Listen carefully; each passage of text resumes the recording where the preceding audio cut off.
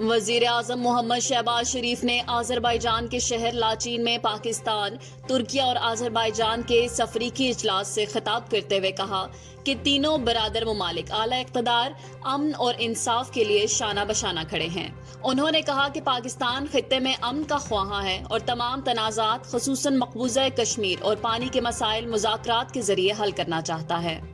وزیر اعظم نے بھارت کی جانب سے سنتاس معاہدے کو ہتھیار کے طور پر استعمال کرنے پر شدید تحفظات کا اظہار کرتے ہوئے واضح کیا کہ بھارت پاکستان کا پانی روکنے میں کبھی کامیاب نہیں ہو سکتا۔ وزیر اعظم نے آذربائیجان کے صدر الہام علیف اور ترکیہ کے صدر رجب طیب اردوان کے ساتھ گہرے تعلقات کو سراہتے ہوئے کہا کہ یہ تعلقات نہ صرف تینوں ممالک کے عوام کے لیے بلکہ پورے خطے میں امن اور خوشحالی کے لیے مفید ثابت ہوں گے۔ انہوں نے کہا کہ تینوں ممالک مشترکہ تاریخی، ثقافتی اور مذہبی اقتدار سے جڑے ہیں۔ شہباز شریف نے اس موقع پر بھارت کے حالیہ جارحانہ اقدامات اور نام نہاد پہلگام واقعے میں بے بنیاد الزامات کی مذمت کرتے ہوئے کہا کہ پاکستان نے شفاف تحقیقات کی پیشکش کی تھی جسے بھارت نے مسترد کر دیا۔ انہوں نے کہا کہ پاکستان دہشت گردی کے خلاف جنگ میں سب سے زیادہ قربانیاں دینے والا ملک ہے اور بھارت اگر سنجیدہ ہے تو انسداد دہشت گردی اور تجارت جیسے تمام معاملات پر پاکستان مذاکرات کے لیے تیار ہے۔ تہران میں وفاقی وزیر داخلہ محسن نقوی اور ایرانی وزیر داخلہ سکندر مومنی کے درمیان اہم ملاقات ہوئی، جس میں اربعین اور محرم الحرام کے دوران زائرین کی سہولت کے لیے پاک ایران بارڈر 24 گھنٹے کھلا رکھنے کا فیصلہ کیا گیا۔ ایرانی وزیر داخلہ نے اعلان کیا کہ 5000 پاکستانی زائرین کو مشہد میں قیام و طعام کی سہولتیں فراہم کی جائیں گی، جبکہ زائرین کو بارڈر سے عراق تک پہنچانے کے لیے خصوصی انتظامات بھی کیے جائیں گے۔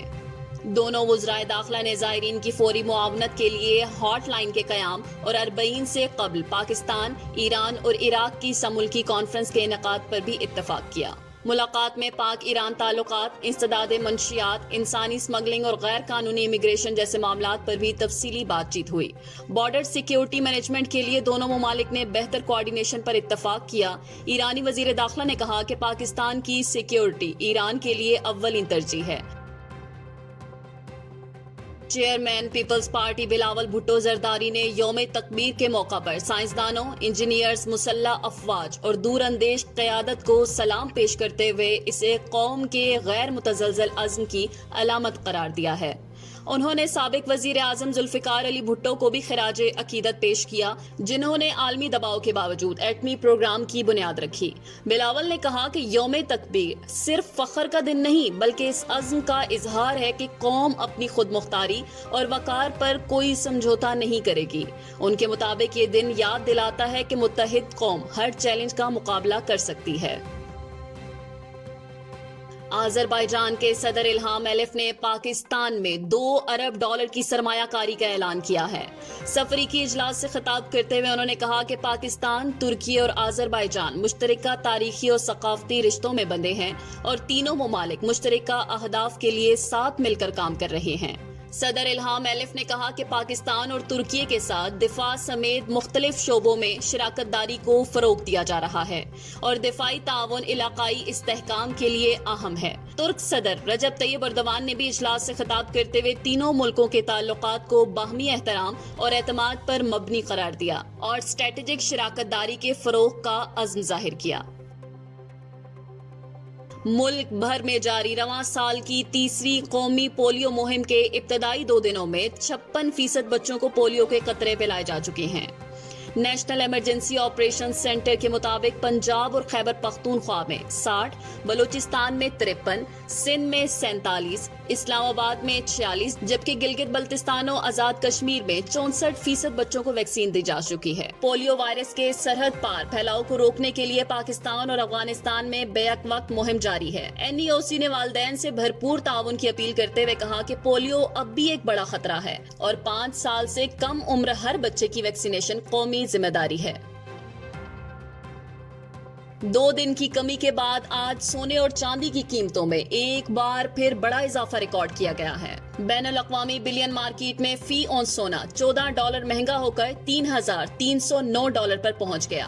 عالمی رجحان کے اثرات مقامی مارکیٹ پر بھی پڑے، جہاں فی تولہ سونا $1,400 مہنگا ہو کر $3,49,300 کا ہو گیا۔ اسی طرح فی 10 گرام سونے کی قیمت میں $1,200 کا اضافہ ہوا اور نئی قیمت $2,99,468 ہو گئی۔ چاندی کی قیمت بھی بڑھی، فی تولہ چاندی $32 اضافے سے $3,480 اور 10 گرام چاندی $27 اضافے سے $2,983 کی سطح پر پہنچ گئی ہے۔ نائب وزیر اعظم و وزیر خارجہ سینیٹر اسحاق ڈار 29 سے 30 مئی تک ہانگ کانگ کا اہم دورہ کریں گے، جہاں وہ بین الاقوامی تنظیم برائے ثالثی آیومیٹ کے قیام سے متعلق کنونشن کی دستخطی تقریب میں شرکت کریں گے۔ 30 مئی کو Ishaq Dar international organisation of mediation convention پر دستخط کریں گے اور شرکاء سے خطاب بھی کریں گے۔ دورے کے دوران وہ کئی دو طرفہ ملاقاتیں بھی کریں گے، جن میں عالمی تعاون اور ثالثی سے متعلق امور پر تبادلہ خیال کیا جائے گا۔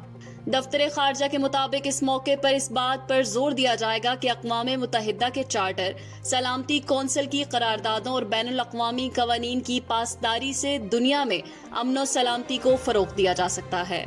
Pakistan international organisation of mediation کا بانی رکن ہے اور ثالثی و سفارتکاری کے ذریعے بین الاقوامی تنازعات کے پرامن حل کی بھرپور حمایت کرتا ہے۔ بلوچستان کے ضلع موسیٰ خیل میں سیکیورٹی فورسز نے کل عدم تنظیم کے دہشت گردوں کے خلاف کامیاب کارروائی کی ہے۔ کارروائی راڑا شم کے علاقے میں کی گئی، جہاں دہشت گرد ہائی وے پر بم نصب کر رہے تھے۔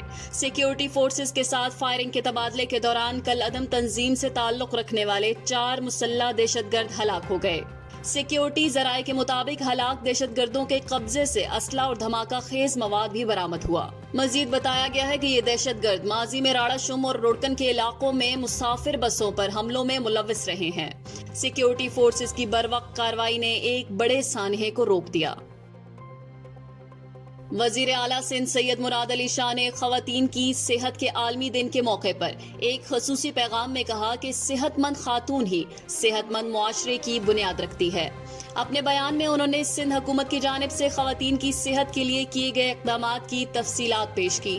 انہوں نے بتایا کہ صوبے بھر میں زچہ و بچہ کی صحت کے لیے ایک جامع پروگرام کامیابی سے جاری ہے، جس کے تحت 23,185 لیڈی ہیلتھ ورکرز تعینات کی گئی ہیں۔ یہ ورکرز گھر گھر جا کر خواتین کو بنیادی صحت کی سہولیات فراہم کر رہی ہیں۔ مراد علی شاہ نے عالمی بینک کے اشتراک سے جاری national health support programme Sindh کا بھی ذکر کیا، جس کا مقصد ماں اور بچے کی بہتر دیکھ بھال کو یقینی بنانا ہے تاکہ اموات کی شرح کم ہو۔ انہوں نے کہا کہ سندھ حکومت خواتین کی صحت، تحفظ اور فلاح کے لیے بھرپور عزم کے ساتھ کام جاری رکھے گی اور آج کا دن اس عزم کو دہرانے کا موقع فراہم کرتا ہے۔